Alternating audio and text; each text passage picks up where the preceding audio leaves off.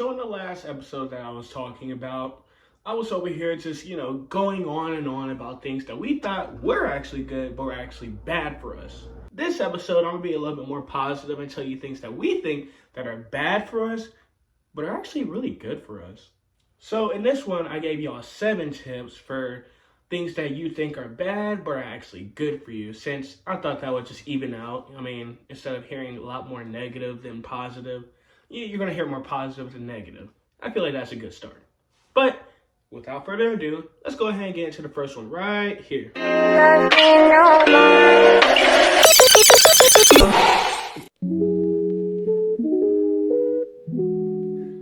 This one's a lofty topic. Talking about your feelings is completely fine. A lot of people get it really mixed up, and why people think it's bad is because they think always talking about your problem loads other people with their problems. And that's halfway true and halfway not true. If you talk about your problems to somebody who's really not willing to be receptive to it, yes, you're going to be more of a burden to them and they're not going to want to really hear it. However, if you're talking to somebody who actually wants to hear your problems and actually take in and either listen or help you or whatever, then it's okay. It's okay to talk to that person about your problems. It's a completely healthy thing to do, and a lot of people get it mixed up for the sole purpose of putting a burden on the other person. Everybody goes through stuff. Men too. Men have a lot of things that they feel like they suppress and deal with on their own. And I'm not trying to be sexist or anything like that. I don't really want to get into that. But men typically feel like they should hold their feelings in more than women. That's just naturally true because we are born to feel like we shouldn't be talking about our feelings. We should bring it in, be a man, and all that kind of stuff, which it's not really fair. So instead of playing this social role and trying to keep your feelings in, for especially the men I'm talking to, try to talk to somebody who you can trust. By talking to somebody you actually trust and feel like they'll actually listen to you, you'll feel more better about yourself, and it just feels good. Just because you're talking about yourself does not mean you're putting a burden on anybody. Only way that can possibly happen is if you're doing it to somebody who's not receptive to it. Now, I get it. A lot of people can go on and on about their feelings and still not feel better and feel like they're talking about the same problems every single day. I get that. They'll have a lot of sympathy for you, but there's no burden going to be had. No matter the problems, if they're receptive to it at the moment, then that's where it comes in handy. This is where communication really falls into play, to be honest with you. You gotta have really good communication if you're gonna talk about your feelings and stuff. That's kind of how it works naturally. I mean, you gotta communicate in order to talk about your feelings, but you know what I mean though. There is this huge stigma that crying is a sign of weakness, it's a sign of pity, it's very bad. Everybody has this feeling that crying is terrible. But I just want to come and reassure everybody that crying is completely fine. But I will add in, there is a right time to do it and a wrong time to do it. I mean, look, crying is natural. I get it. It can happen so spontaneously that you don't even know.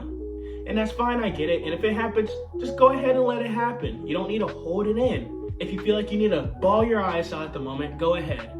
If you feel like you need to hold it in for a second, then bawl your eyes out later, that is also healthy and also better to do.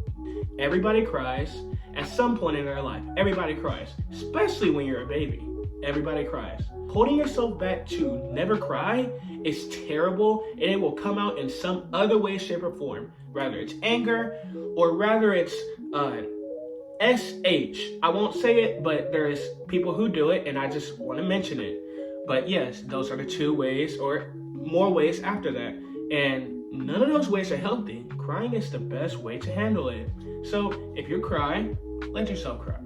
It's a natural emotion just like anger, happiness, joy, and all those emotions. Let yourself cry. If you're on vacation, give yourself a day to not do anything. Not do anything important at least. Do something at your own leisure and your own discretionaries. Do you. The only problem is if you do it more than one day or maybe a whole week or so. I can see that. I can see why people would say that. From person to person, they say things differently, like, oh, well, that's my week to relax and stuff. Good for you. That is your time to relax, and you shouldn't do anything for that whole week. But some people will argue that, well, you should do stuff for yourself and you should be out and all that. But that comes with the preference of your own self. If you feel like you want to stay in all day, do it. If you want to stay and do stuff, go ahead. You've already inundated yourself with so much stuff, so don't overflow yourself again. When someone has the time to give you constructive criticism correctly and effectively, you should take it and try to work with it. Because let's be honest, if you went about life not ever taking any type of constructive criticism, either you'd be looking at it as combative, you look like somebody who never learns their lesson, and very, very much immature too. Constructive criticism is just basically saying like, hey, I see what you're doing wrong, and I want to tell you what you're doing wrong. And it's just a basic observation. I mean, you don't have to take it and fix yourself, but take it and take into account. Because if they see it, chances are other people might see it, and that's when you should probably realize it. Not all constructive criticism isn't a call to action where you have to change yourself. It's just something to keep in mind because other people perceive it and observe what you're doing. And especially if it's taking constructive criticism for the same action, then I would do something about that. Maybe talk to them or just do something about that, Do something about that. Treating other people equally sounds like an obvious thing to do, but people always love to get into the technicalities of why you shouldn't treat everybody equally. Well, my take on it is a good thing. Treating everybody equally like they're all human, because we are all human. We all make mistakes, and we all do bad things. I'm not saying that you should always treat everybody equally, no matter what they have done. I am trying to say, like maybe you heard a rumor or something about this person. Let's say, hey, this guy just didn't wear any underwear and started wearing some crazy stuff. And you look at him crazy like, oh, I'm not gonna treat that guy the same. Yeah, well, maybe go talk to the guy and see why he did that, or maybe if he actually did do that, or maybe just talk to him in general and see how he is. I just want you to be more of a self-individual and not take what other people say to heart.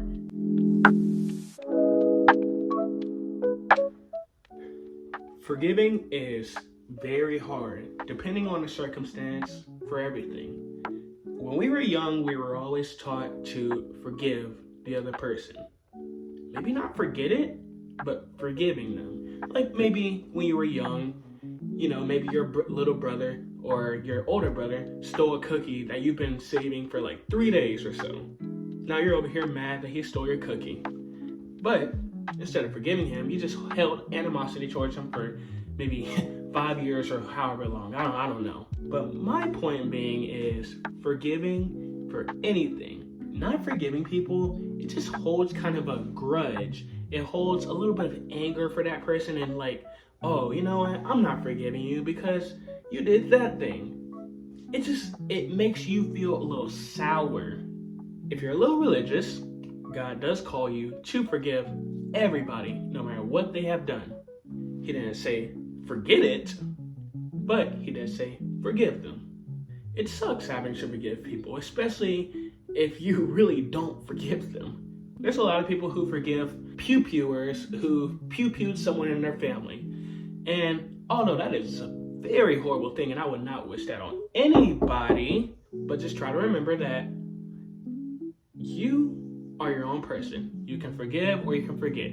But I'm just telling you that it is always best to try your best to forgive them, because it's a very healthy thing to do. Not only does it say in a lot of religions, or at least mine specifically, but it's just a great moral thing to have. Think about if nobody forgave anybody for anything they've done. I'm pretty sure you'd be a lone wolf in this one if that was the case. It's okay to not agree on everything, especially when it comes to debates and politics and everything. We don't always have to agree on everything. That's just not going to happen because we have too many brains that think so differently from one another, and it's not gonna come together where we all can agree on one thing. Now, morally, we mostly can agree on the same thing, but you can't get everyone to agree on the same thing. That's just not gonna happen. If you agree to disagree, there's no animosity there. You know you're not gonna be able to agree with them, but you can agree that y'all just wanna agree on the same subject. You might be like, dang, like, I really wish I could change his mind and stuff. But the other guy's probably like, dang, I really wish I could change his mind and stuff. If everybody agreed on the same thing, either we would live in a safe haven, or who knows? I don't even know, because we've never had that happen where everybody agreed on the same thing, because that's just not possible. But if it was, I'd be interested in seeing how that goes. Don't let it get in your feelings. Don't get hurt by it. It's okay. But, you know, this is also okay right here. It's below the video, but, you know, this is also okay to do. I know you might not want to, but it's okay to just like the video.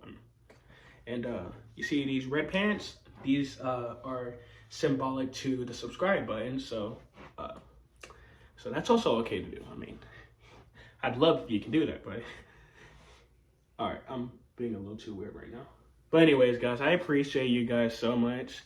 And I have been trying to get active as much as I can and film prior to everything else. I've been just trying to be really active with this. I've been trying to get my schedule on point and everything.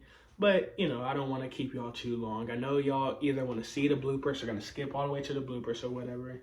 So I'll let y'all get to it. And I love y'all and thank y'all for watching.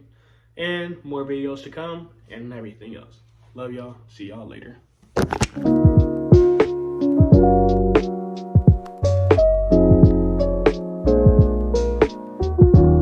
7 tips instead of 6, because, you know, 7 things that we can think that are actually bad or actually good would sound a lot better than, nah, that doesn't sound good.